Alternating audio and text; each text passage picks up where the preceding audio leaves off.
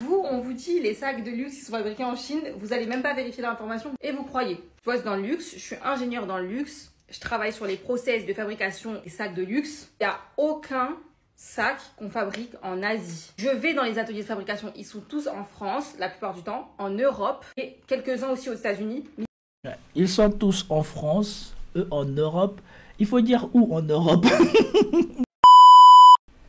Bonjour mesdames et messieurs, bienvenue sur notre chaîne. Alors toujours dans la logique ou dans la suite de la vidéo que je vous ai fait sur la divulgation des marges exorbitantes des marques françaises par leurs fournisseurs ou pas chinois. Et donc on fait du damage control, mais on fait du damage control indirect. Les marques et leurs agences de communication ne communiquent pas.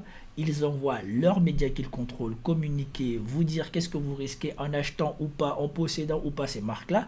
Et ici, vous avez un ingénieur du luxe qui vient juste nous faire rire. Commentez, likez, partagez pour me soutenir et soutenir la chaîne. Sans plus tarder, nous passons à la vidéo. Alors ici, vous allez la voir sauf présenter. Le luxe fabriqué en Chine, vous allez l'attendre argumenter. Et après, on va rigoler. Parce que franchement, c'est marrant. À ce stade, je me demande si vous êtes bête ou si vous faites exprès. Vous, on vous dit les sacs de luxe qui sont fabriqués en Chine, vous allez même pas vérifier l'information et vous croyez. Je bosse dans le luxe, je suis ingénieur dans le luxe, je travaille sur les process de fabrication des sacs de luxe. Il n'y a aucun sac qu'on fabrique en Asie. Je vais dans les ateliers de fabrication, ils sont tous en France, la plupart du temps, en Europe et quelques-uns aussi aux États-Unis. Ils sont tous en France, eux en Europe. Il faut dire où en Europe. Il faut dire où en Europe. La dernière fois, j'ai cru comprendre que Louis Vuitton avait ouvert des entrepôts en Roumanie ou Bulgarie, là où la main-d'œuvre est la moins chère possible. Et à la fin, c'était quand même estampillé Made in France. Mais ces choses-là, ils venaient. C'est qu'ils ne disent pas. C'est que ces choses-là étaient livrées à cette usine de Bulgarie ou de Roumanie. Ils étaient en pièces détachées. Donc, cet entrepôt-là venait elle-même recevoir la livraison de pièces, on ne sait d'où elles venaient. Et ensuite, là-bas, on commençait le premier assemblage. Et ensuite, ce premier assemblage était elle-même encore envoyé en France, où on faisait le dernier assemblage pour faire Made in France. Ça, elle ne le dit pas ici. Et donc, si les pièces d'elles-mêmes n'ont pas commencé leur fabrication en France, pourquoi les Chinois ne seraient pas capables de les faire eux-mêmes aussi, de faire pareil, d'assembler, puisqu'ils ne font que ça, ils assemblent tout. Et selon l'aveu des Américains eux-mêmes, il n'y a pas mieux que la qualité chinoise dans la majeure partie des choses qu'ils produisent. Pourquoi devrait-on croire que la France serait plus enclin ou plus doué à fabriquer ce qu'ils n'arrivent plus à fabriquer? Et surtout, écoutez la condescendance. Ils ont vraiment pris la pire des personnes pour les présenter. Une bobo qui croit parler aux gens et qui déjà les méprise dès le premier truc. Vous êtes bêtes ou quoi? Et surtout, écoutez les contradictions qu'elle ne se rend même pas compte elle-même de ce qu'elle dit. Il n'y a rien qu'on fabrique en Asie, même en Turquie, on ne fabrique pas. La grande majorité, ils ne viennent pas d'Asie, nos fournisseurs de cuir, etc. Et tous nos fournisseurs de cuir. Ah ben d'accord, mais votre fournisseur de cuir, il vient d'où? Et que l'on sache, le Chinois, il n'a pas dit que le fournisseur de... Et que l'on sache, le fournisseur de cuir n'a pas dit que vos produits ou votre cuir venaient de Chine. Il a dit que votre cuir venait du Togo, d'Afrique. Les cuir ont interdiction, par exemple, de se fournir dans des produits chimiques pour tanner le cuir chez des fournisseurs asiatiques. Et donc vous allez penser, un sac comme ça coûte 10-15 € à fabriquer. Je vais vous expliquer. Quand vous voyez un prix... C'est là le plus beau. C'est là le plus beau. Écoutez bien ce qu'elle va dire dans la suite. Elle croit qu'elle rend service aux gens.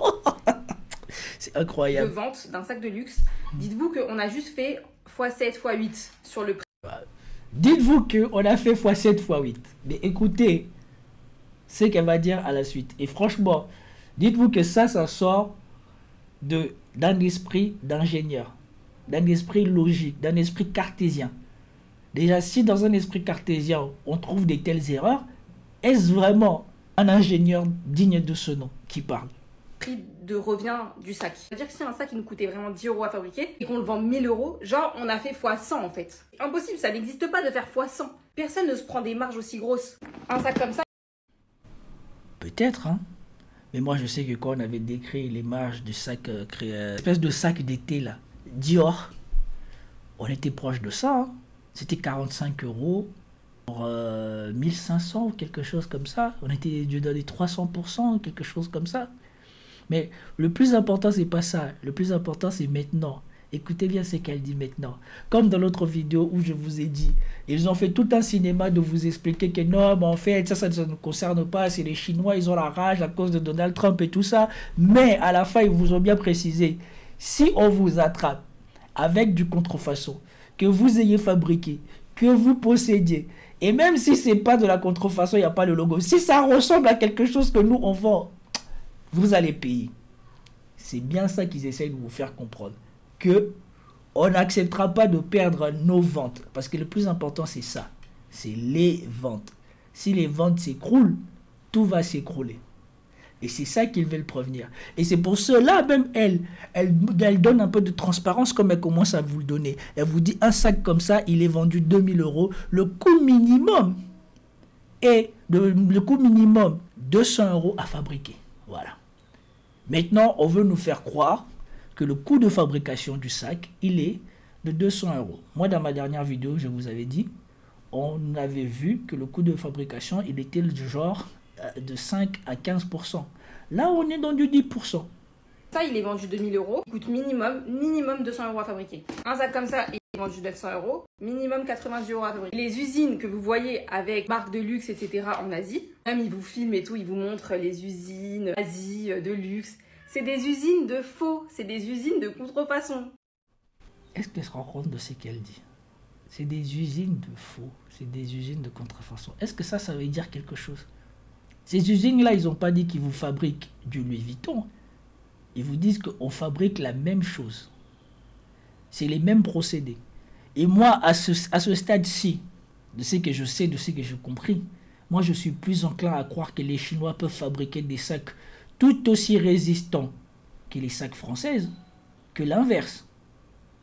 Genre, je sais pas si vous vous rendez compte. Ils vous ont fait marcher et vous avez couru. Moi, je m'en fous, hein. C'est pas les boîtes à mon père.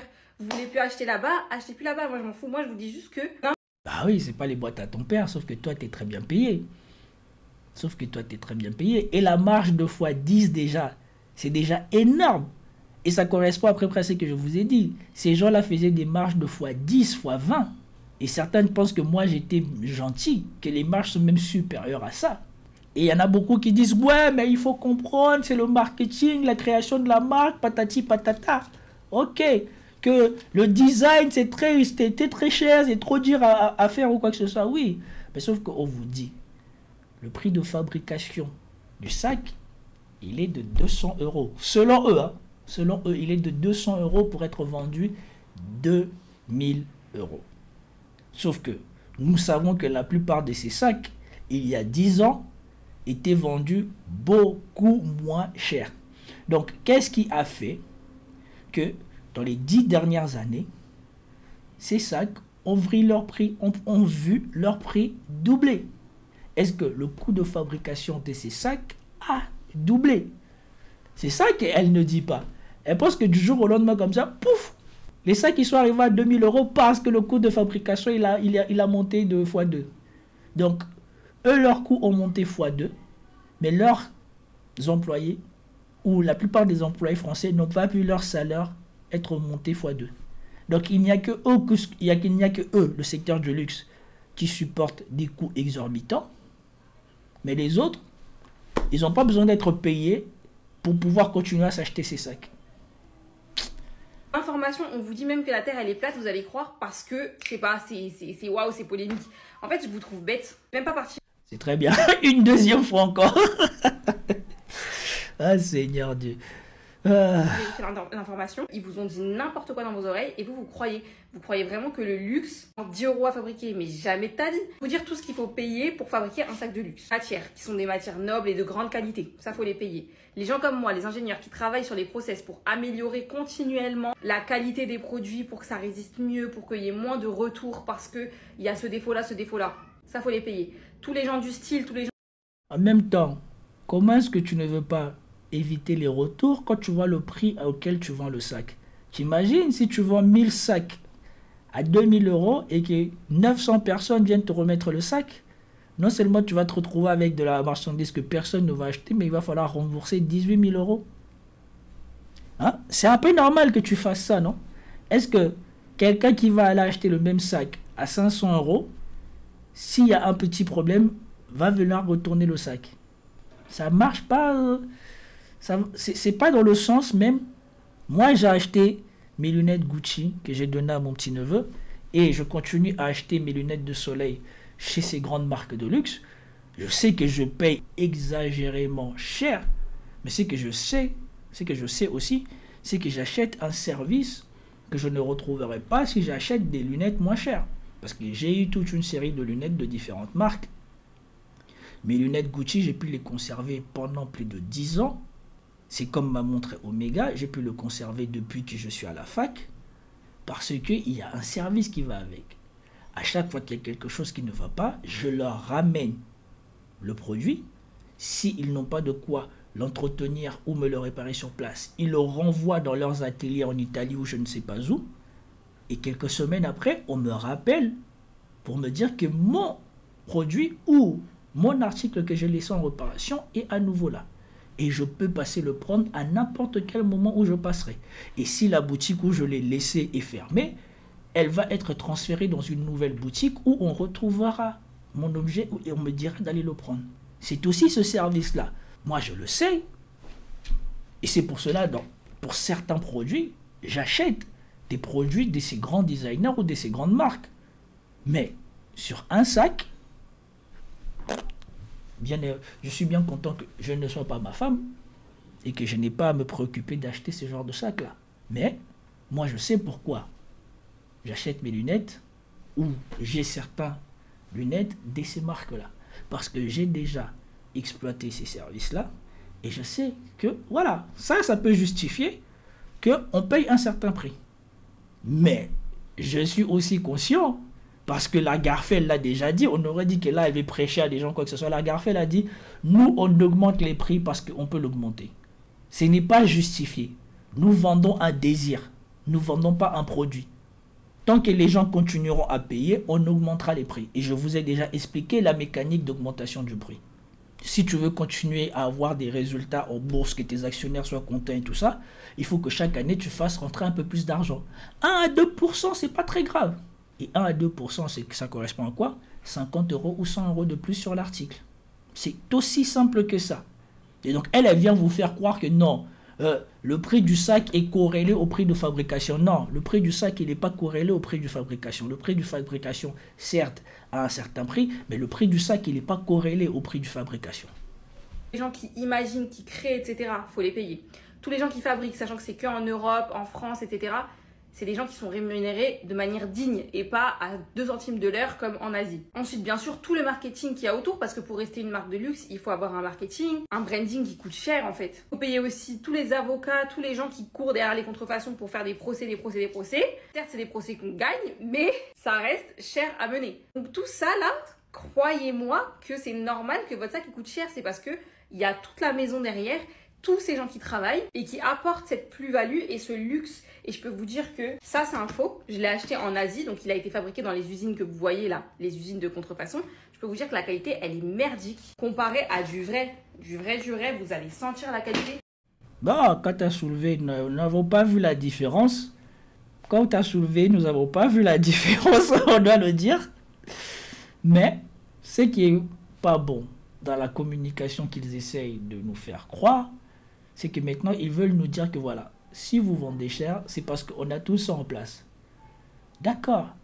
Jusqu'à un certain prix, c'est justifié. Mais les prix actuels ne sont pas corrélés au coût de fabrication. ni au coût du standard.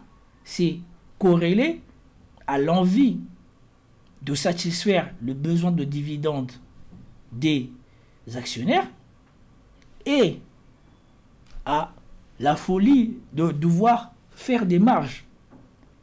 Donc les deux ne sont pas liés. Certes, ça coûte un certain prix de fabriquer du luxe, ça coûte un certain prix de maintenir le standard du luxe, mais aujourd'hui, les prix payés n'ont rien à voir avec le coût ou le maintien du standard du luxe. On le sait, les marges sont plus que scandaleux. Mais bon, moi ça m'a fait rire et je voulais vous le mettre parce qu'apparemment il y a pluie d'ingénieurs et de personnes qui travaillent dans ces boîtes qui aujourd'hui prennent d'assaut les réseaux sociaux, donc contre-attaquent aux Chinois pour venir nous faire croire que non, le prix que vous payez c'est justifié, ce qui est totalement idiot. Le prix que l'on paye ces marques-là ne sont pas justifiés. Et je peux vous dire que ça ne vaut pas 10 euros. Et si vous y croyez encore après cette vidéo, je ne peux plus rien faire pour vous. Ah bon, comme par hasard dans l'exagération, qui a dit que ces marques-là valaient 10 euros? Moi, je veux bien qu'on me trouve même un de ces fournisseurs chinois qui a dit que un sac Louis Vuitton, un sac Gucci, un sac Hermès valait 10 euros. Ce n'est pas ça qu'ils ont dit. C'était tout pour cette vidéo, j'espère que vous avez apprécié. Si vous avez apprécié, commentez, likez, partagez et je vous dis à plus tard. Peace out.